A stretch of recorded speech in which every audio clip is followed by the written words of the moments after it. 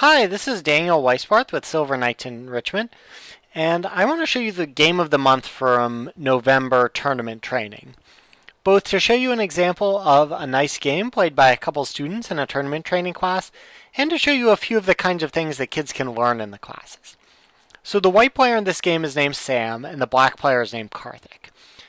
And so for the first couple moves, both players make good moves. They bring out their knights and pawns towards the center.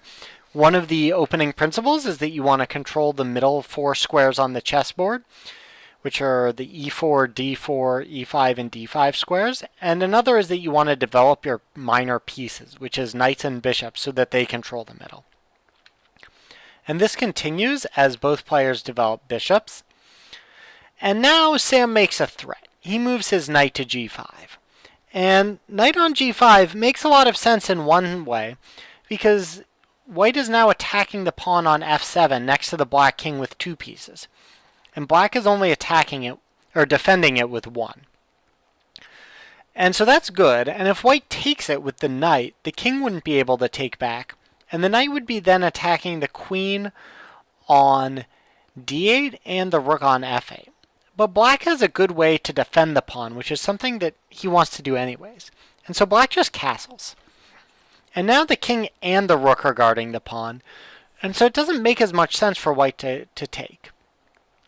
And so thinking through, if we know that rooks are worth 5 points and pawns are worth 1, and knights are worth 3 and bishops are worth 3, which both of the players in this game knew, those are just kind of standard commonly accepted piece values, you might think that something like knight takes pawn, rook takes knight, bishop takes rook, king takes bishop is a fair trade, because black gets a knight and a bishop, which is 3 plus 3, so 6, and white gets a rook and a pawn, which is 5 plus 1, which is also 6. But one of the things that you start learning when you learn chess is that there's a lot of rules like about the piece values, but there's also exceptions. And one of the exceptions is that two pieces, like a knight and a bishop, or two bishops or two knights, is almost always better than a rook and a pawn. And it might not be a ton better, but it's definitely an advantage. So in this position, white went ahead and took. And after all these trades, black's a little ahead. So white also castles. Black plays d6 to let out the bishop on c8. White plays knight d5, and black makes an excellent move here. Black plays bishop g4. And so what this does is it attacks white's queen. And white can't take the bishop because the knight guards it. So after white saves their queen, black plays knight takes knight, pawn takes back, and knight d4.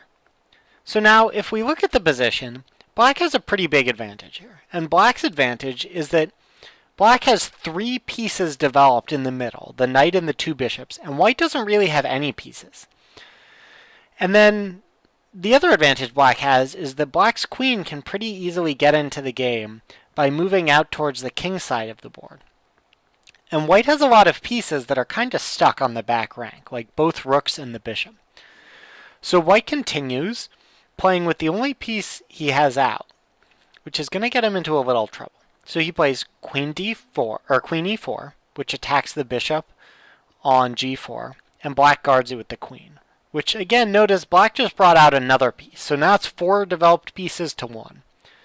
White plays h3, and black basically ends the game here. Black's next move is so good that white is almost lost afterwards. So take a second and think and try to figure out what it is.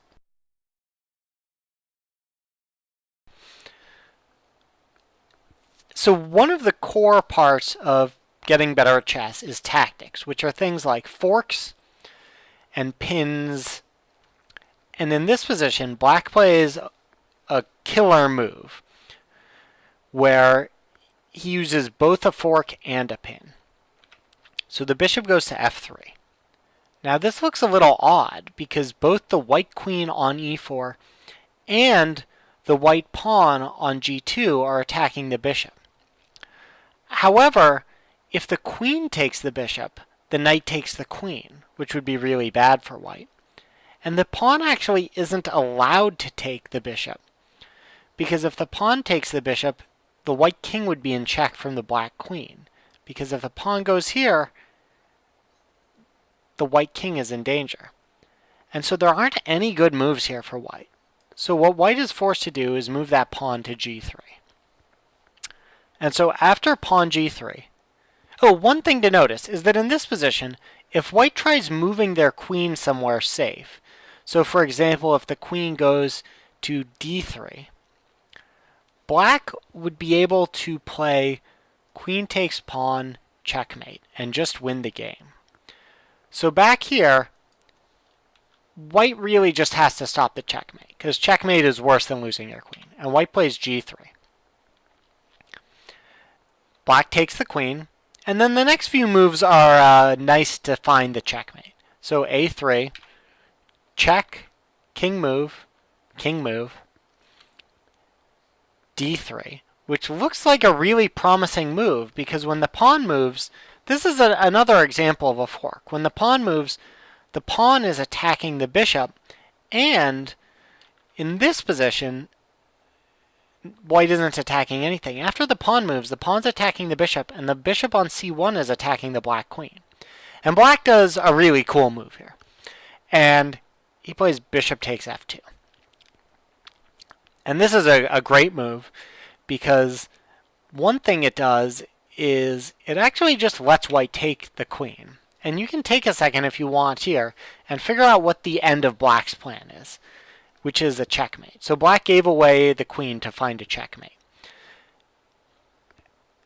And the checkmating move here for black is bishop takes g3. And it's checkmate because the king can't take the bishop because of the knight on e2, and the king can't move to h1 because of the bishop on e4, and the king can't move to g2 because of the bishop on e4, and the king can't move to g1 because of the knight on e2. And so it's checkmate. And so a couple of nice things to see in this game are, one, the kids did a really good job developing their pieces. They both brought out all of their knights and bishops towards the middle, or most of them, right away. And then one good learning point is a few moves later, when white gives up a bishop and a knight for a rook and a pawn, which is a bad exchange. And then the last thing that's nice to see is just this killer tactic of bishop f3, which uses a fork of the checkmating threat on g2 and taking the queen, and a pin where the pawn on g2 can't take to win the game. So these are the kinds of things that kids can expect to learn and see in tournament training classes. And one nice thing to notice is that while this was a really well played game, particularly by black, there's a lot for the white player to learn in this as well. And so it's a great chance for him to see where he went wrong here, both in terms of giving up the knight and the bishop for the rook and the queen, and then also later on when he doesn't bring out enough pieces and gets in trouble because it's his queen against two bishops, a knight, and a queen. Okay, this is Daniel Weisbarth with Silver Knights signing off. Thanks.